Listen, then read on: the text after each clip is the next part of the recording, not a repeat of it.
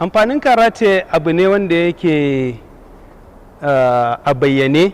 An kai hauri, an kai kariya, an kai hauri da kafa, an kai hauri da to dukkanin lokacin da kake motsa jikinka kana samun wa kanka wani alfanu wanda za ka ji likitoci suna ba wa mutum shawara cewar a dinga motsa jiki.